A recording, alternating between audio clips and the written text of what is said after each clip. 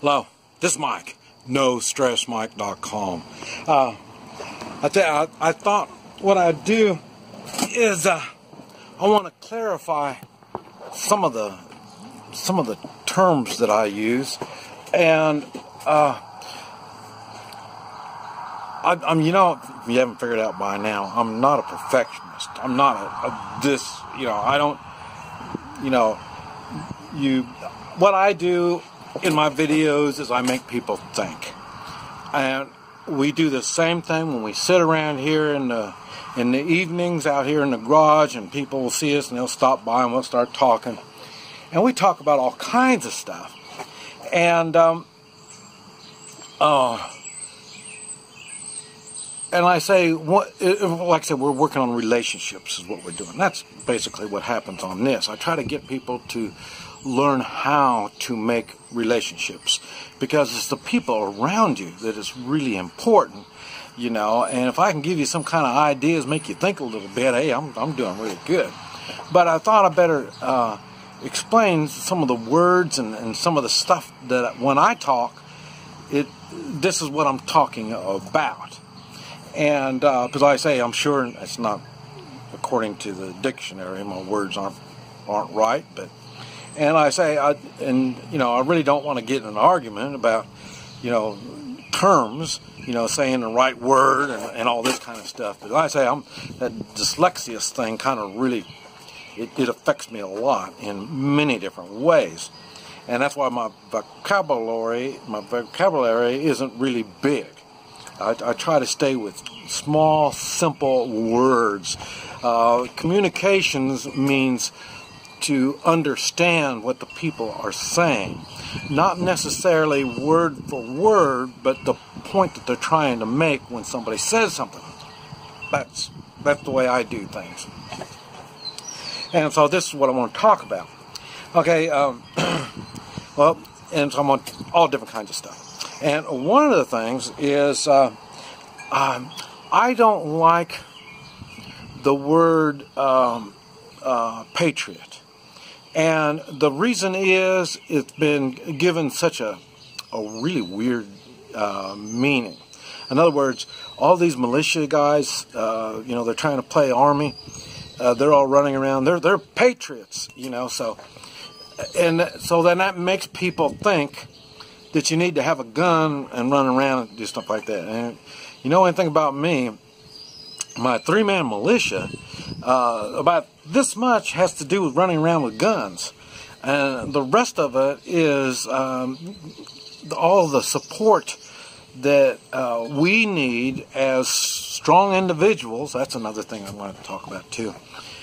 Here in the United States, to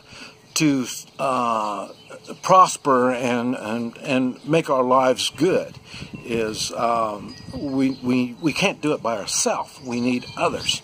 That's why the three-man militias coming about, and that's why I talk so much about three-man militia. And like I say, I'm always providing links to the blog, in which it's got hundreds of videos talking about the three-man militia.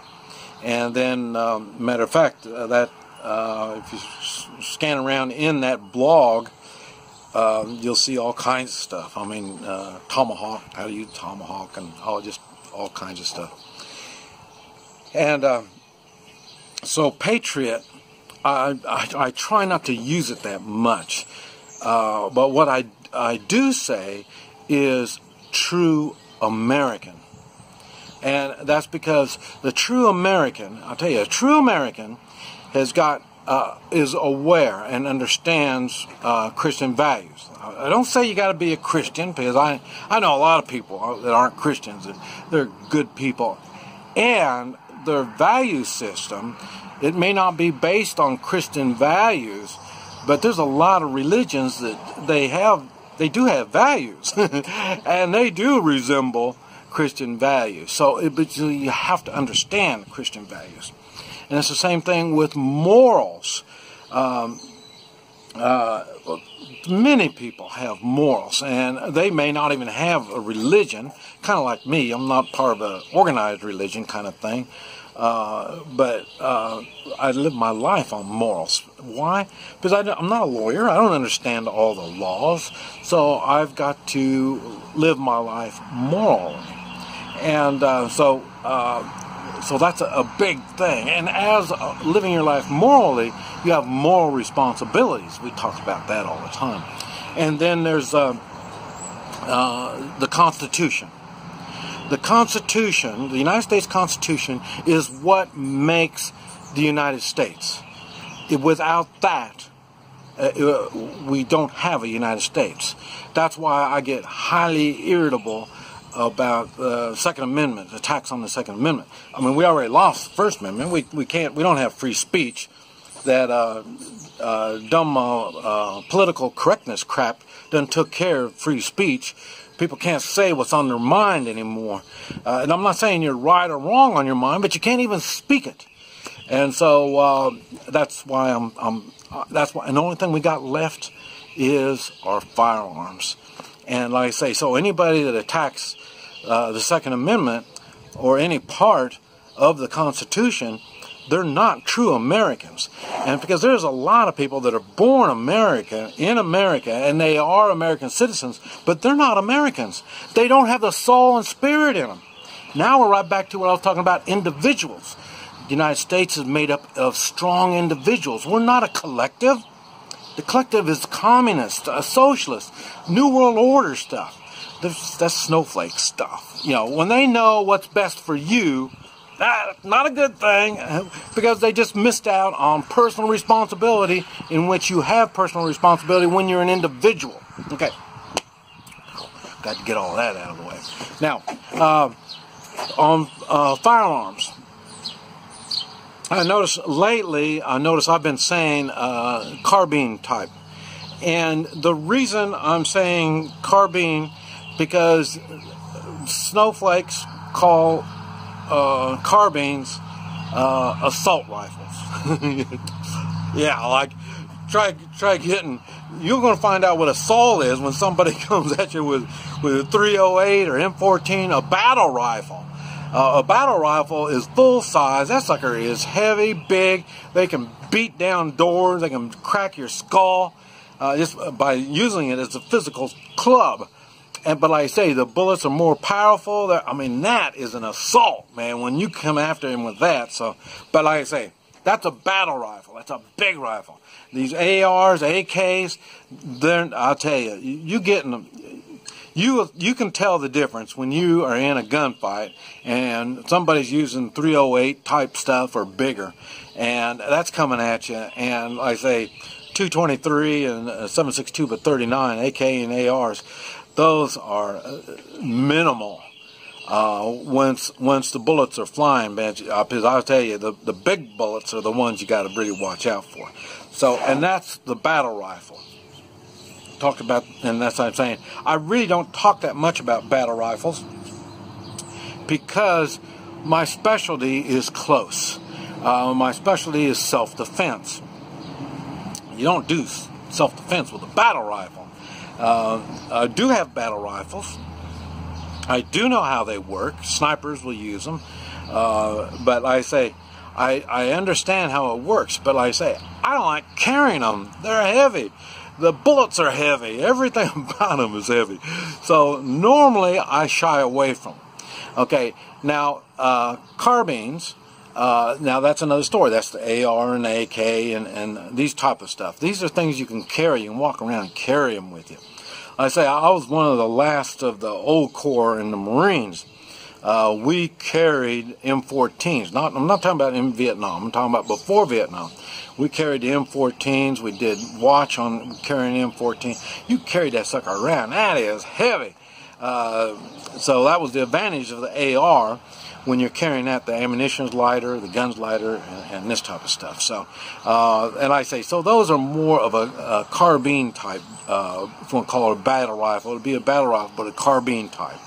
SKS would kind of fall into that. It's a little bit, it's not big enough for the battle rifle. Same thing, it uses 7.62 but 39. So like say, normally like it's 308 and larger would be more of a battle type or sniper type stuff, not really for close in. Like I say, Bonnie and Clyde used the BAR, and the BAR I believe was a 30-06, and that's a little bit bigger than the 308. That's why that thing was devastating, man. When they started shooting up the place, I mean, everybody knew they were getting shot up. So you got things like that. Handguns, I don't really get a lot into handguns, and that's because they're more of a self-defense tool. I can't tell you all of the tactics I presently use. A lot of the tactics I talk about is what I've done in the past. Seldom do I share what I normally use now. But like I say, I do use handguns as a tactical weapon, but it reflects my tactics. And if you've been keeping up with any of my tactics, you realize my tactics are kind of off the wall. And the reason is they're not police tactics, they're not military tactics, they're not bandit tactics. Because like I say, those are the people I have to deal with. So I guarantee you a terrorist doesn't use my kind of tactics. A mugger won't use my kind of tactics. That's why my tactics are so effective, and that's why I've been wondering, how do I get in all the crap I get into and I still come out? Well, that's because my tactics are nothing like people are thinking of. And that's because I use non-victim tactics. In other words, I don't want to be a victim. And so my tactics reflect not being a victim. Anybody that I've had to use my self-defense tactics on learn real quick I'm not a good victim. So, but anyway, I do push personal responsibility, morals, and the Constitution, and there's a reason for it. They all work together, and you can't have one without the other. And they all mean we have personal responsibilities and obligations. There's a reason why I keep coming back to the United States. The United States is a tough place for my lifestyle. I just don't fit in too good here.